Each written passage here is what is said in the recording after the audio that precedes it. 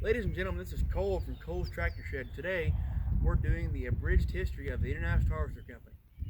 So we're going to touch on a few things. One, their founders and how they got started.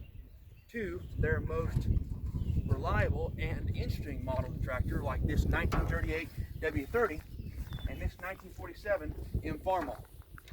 And then lastly, we're going to talk about how they failed and why they're no longer with us.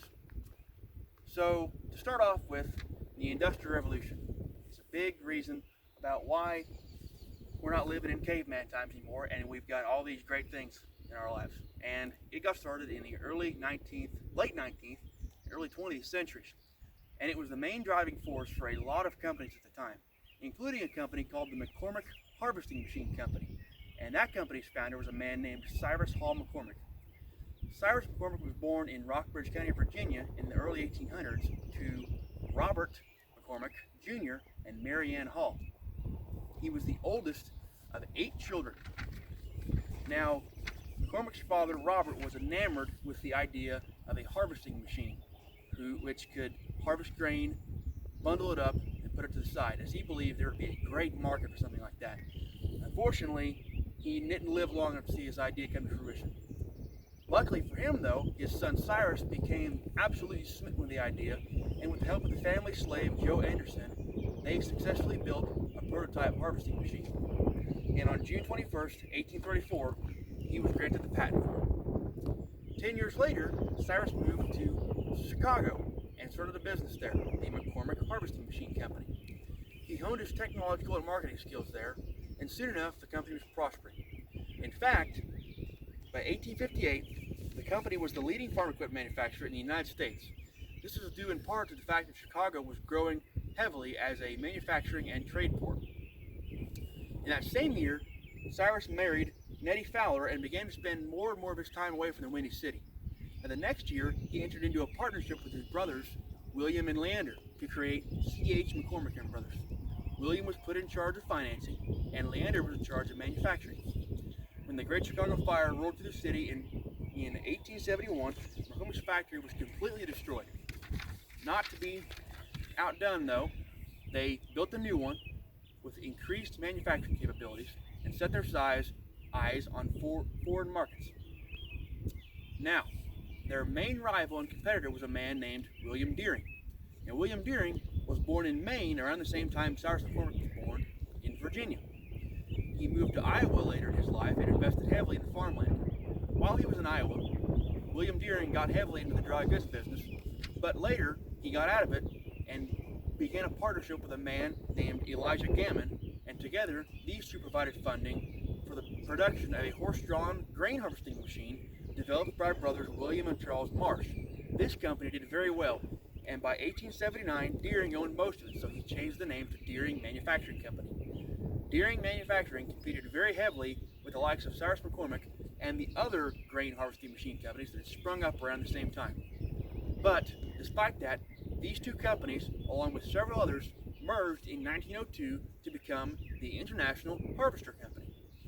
Now that we've discussed their founders and the founders' businesses and how they became successful, we can now start to talk about why IH became successful and their successful line of tractors.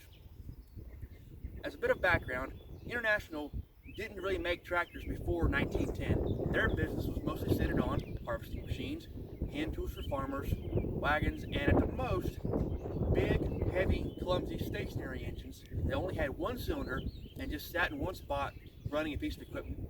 Their earliest tractors, such as the Titan and the Mogul, were little more than these same stationary engines placed on a frame with wheels. And these really weren't tractors. They were just a way to get the engine to move around from place to place in order to do its work. So for the sake of time and brevity, we're going to start with the Farmall Regular, which debuted in 1924. The Regular revolutionized the concept of mechanized farming because it introduced what's known as the row crop configuration. Now, before we talk about row crop configuration, we need to talk about row crops themselves. Row crops, put it simply, are crops that are planted in rows.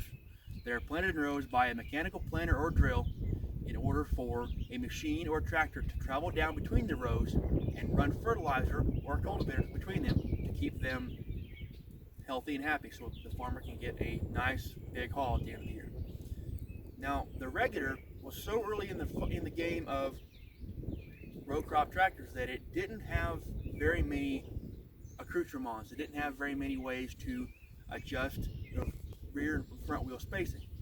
In fact, the only way to adjust the front and rear wheel spacing on a regular was to buy either a wide or narrow front end or a wide or narrow rear end. The only way to change them was to swap them. This was a very labor and time intensive process, so many farmers just bought one kind and planted their fields like that for the rest of the time. The regular sold so well that in 1930, International decided that, hey, we're doing well with this, we ought to spin this off into a total line of tractors. So they came up with the F-Series. The F-Series included the F12, F14, F30, and F20. Now, the F12 and F14 were essentially the same tractor. The F14 came later and replaced the F12, and it mainly included things such as an increased engine performance, higher power output, and other little things such as steering wheel placement to make it a little bit more comfortable to drive every day. Now, the main advantage that the F12 and F14 had over the regular were that they were smaller and more nimble. Also, they included a system where the tractor was built with two longer than normal axle shafts on the rear axle. And to these axle shafts, the rear wheels were clamped. Now, this allowed for the wheels to be unclamped and slid in and out on the length of the shaft, which made for quick and easy row adjustment. In fact, this system was so good and so popular back in the day that it's still popular, and many tractors you see today will still have this same kind of system implemented on them. The F20 and F30 were mainly just bigger versions of the regular. They were bigger, they featured more powerful engines, and updated things such as magneto design and carburetor design.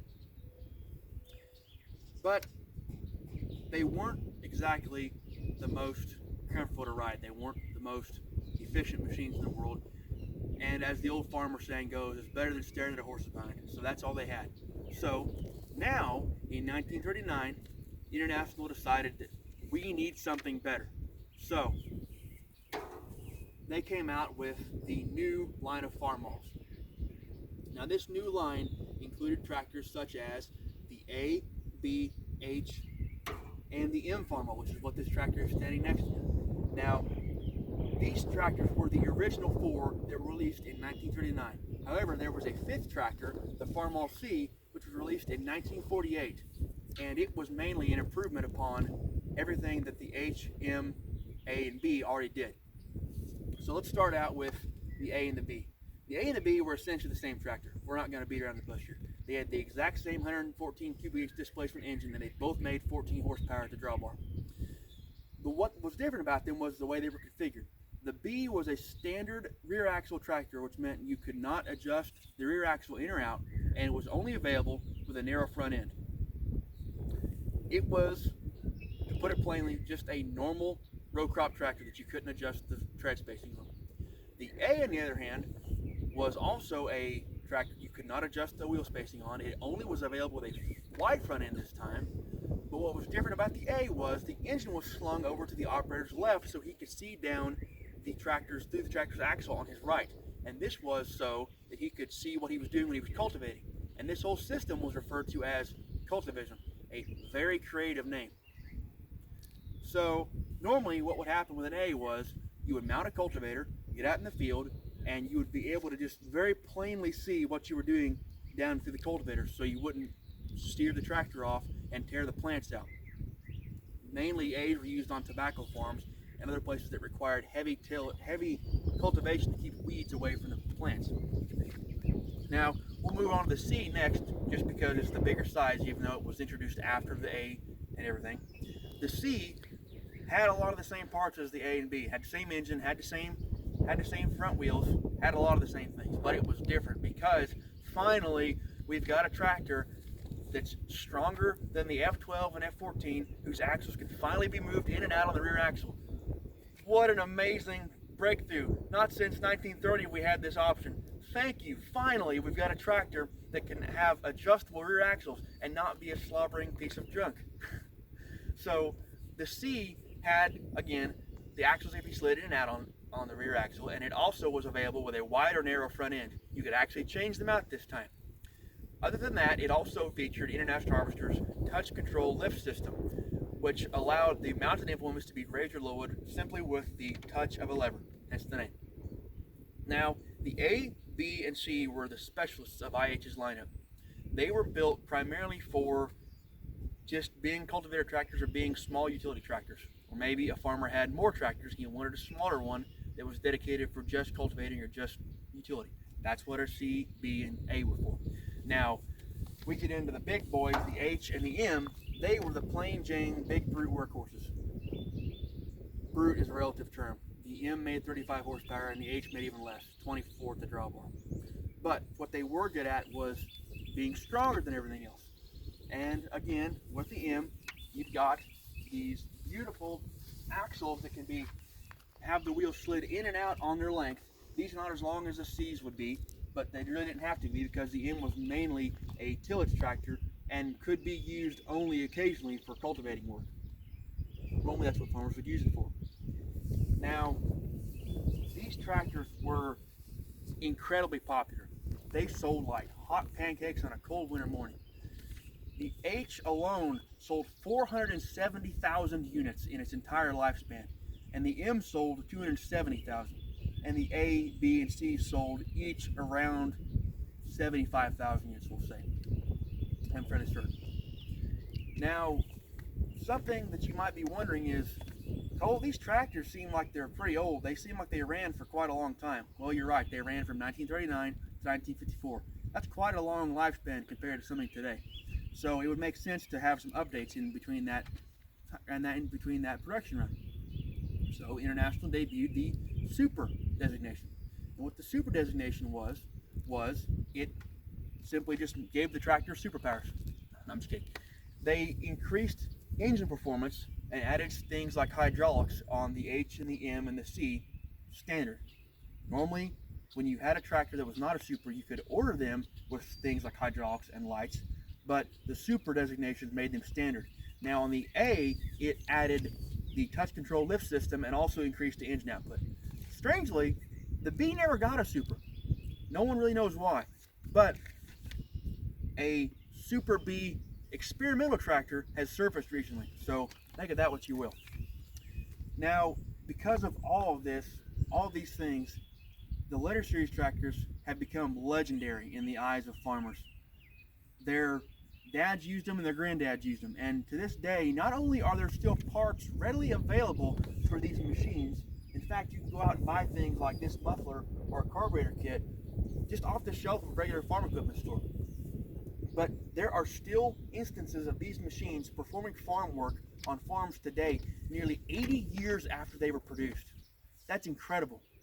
So, International is just riding high. They are on top of the world. We have got the best-selling tractors on the market. We've got a fierce, loyal consumer base, and we've got a good product. We've got a dang good product. We don't have any trouble with it. So, what do? Well, you coast on your laurels, apparently. International really didn't have too many more innovations in their tractors over the next few years. The series that came after the letter series, which was the 100 series and then the 150 series, named because their names were all 100, 200, 300, 400, or 150, 250, 350, 450. They only marginally improved upon the letter series. They updated the sheet metal. They made things like, again, lights and PTOs and hydraulics standard on tractors, whereas you could have just ordered them without optional on the other things. They added things such as a torque amplifier, which was essentially a gearbox that could be engaged when you were in the middle of a hard pull in the field to slow the ground speed down and lighten the load on the tractor's engine, so you wouldn't have to stop the tractor, change gears to a lower gear, get to the hard spot, then stop again and go back to your higher gear, only to find out, oh, hard pull's not done, go back to lower gear. You could just bang, pull lever when you were in the middle of a pull and it sorted itself out. Be nice. So that's what International Harvester did from 1954 to about 1958. But the problem with that is that the engines, transmissions, gearing, everything in these tractors mainly remained unchanged. Most change they made to them was they tuned the carburetors and they updated the ignition system. So they really were a 450 International was the same tractor as an M Farm model was, just newer and a little more strong. This has come back to haunt the company with the fiasco. I'm trying to say those words at the same time. The fiasco that was the release of the 60 series in its recall. So International wanted to be the first company to have a big 6-cylinder engine in their tractors. So they came out with the 260 cubic inch displacement inline 6 engine. And they were just so happy about this. They just hyped it up and just come look at this tractor, come see these demonstrations. And they ended up having a problem with manufacturing, which this is something that never happened with IH. IH had never experienced a manufacturing flaw before, even of this magnitude. Normally, they had a few manufacturing flaws, like this hood. These hoods in these M tractors were made by a different company other than IH. So a lot of times, you can see they don't line up exactly right. They've never lined up. It takes a skilled body man with a dolly and hammer to get these lines to line up. They're just irritating. But the bull gears in the rear ends of these tractors had not been changed since 1939, and they were never designed to handle a big 6-cylinder engine. So when they were under a heavy load, they would gall, stick together, and fail. And IH lost their mind. They had never experienced something like this before. And they may have overreacted a little bit. They went straight back to the drawing board, developed new gearing and new oil formula, and they said they extended the warranty 3-4 years out on the tractor's lifespan, and they allowed their dealers to bill the company IH for 19 hours of labor for every tractor that came in for the repair. They wanted to make sure that they stamped this fire completely out, that it could never happen again, that they got all of their support back. But this overreaction may have actually done more harm to the company's image than the actual failure did in the first place. In truth, not many tractors actually failed in the field, and they were just not as bad as IH had thought they were, so they overreacted, and that really hurt their reputation, the fact that they overreacted. If people wouldn't have known about it, they could have just flowed over it like nothing had happened. But after the smoke had cleared, things weren't all bad. The 60 series contributed to the 1959 sales year, and that year was International's best sales year yet to date. And once the fix had been made, the 560 series, 60 series, 460, 560, 660, which was the models that failed, that they had to bring in for the recall, they became essentially bulletproof. There really wasn't many more problems on those tractors to fix other than the rear ends. And they've pretty much become legendary among farmers as well. There's a lot of 560s still working on farms to this day. But many people believe that the disaster of the 560 recall was the beginning of the end of International. So International at this time was also making a lot of other things. They made things like pickup trucks, heavy semi trucks, milk churns, milking machines. Along with their farm equipment manufacturer, they made moldboard plows, they made discs, they made planters, they made drills, they made loaders, they made cultivators, they made everything for these tractors. You could run a farm and not touch another brand of farm equipment that wasn't IH. IH made everything you could ever imagine. They also made refrigerators and deep freezers for some reason. But all of this extra manufacturing really didn't do the company very well, and by the 70s they weren't in the best of financial straits. Now this is where we come to the real end. What happened? So here we go. In the 70s, again, they were not in very good financial straits, and they had very slim profit margins, and costs were just inflating like a balloon. And so the executives at IH finally put their collective foot down and said, we're going to put a stop to this. And they hired a man named Archie McCardle as their new CEO and chairman, and he was determined to stomp this out as well. So what he did was he cut spending and axed unprofitable models, and this kind of worked. By the end of 1979, their cash reserves still weren't very high, but their debt had all been cleared, and they were doing okay, not the best in the world, but it's better than what we were at. We're not losing money over hand and fist anymore. But that was about all the good he got done, because later that year they released a statement revealing that he had gotten a $1.8 million bonus in 1979 money, and that's something around 2.8 or 2.2 million dollars in 2020 money. Also, when you're running a giant agricultural empire that has lots of manufacturing, you've got to watch out for one thing, and that's unions. The UAW had unionized a lot of International's factories, and the workers were getting irate with the lack of work they had after he had axed all of those models. So, on top of the CEO getting more money than people would like, the unions having a tough time, everything they didn't like, that all forced them to go on a strike. And that strike lasted for 6 months and ended in November of 1979. And if that wasn't bad enough, the economy immediately turned sour following that strike. So, arguably, they were in a worse financial situation than before. So, it became that International sold their Paystar line of trucks to another company, and in 1984, the Reaper came. International Harvester announced that it was going to be selling a large majority of its farm equipment line to Tenneco Incorporated, which was the parent company of the J.I. Case Company, which had been one of their competitors back in the 40s and 50s. And with that stroke of the pen, International was no more. They couldn't even use the name International Harvester anymore because they had sold that to Tenneco too. So Navistar International Holding Company was what was set up to guard the remains of this once great farming empire. So, in my opinion, a quote from the channel Regular Car Reviews best sums up what became of this. And I quote, "These men were not familiar with the struggle of butter sandwiches and brown water baths," which that means that these men were not accustomed to having to take pay cuts and be poor for a little bit. They weren't used to riding out a financial crisis. And I believe that if someone had been in charge of International at the time who knew how to ride out a financial crisis, who knew how to weather the storm and buckle down and just get through it and not worry about things, they would have lived. But unfortunately, level heads did not prevail. They sold off everything they had to keep the CEO and executives and the whole company from going bankrupt, but lost their soul in the process.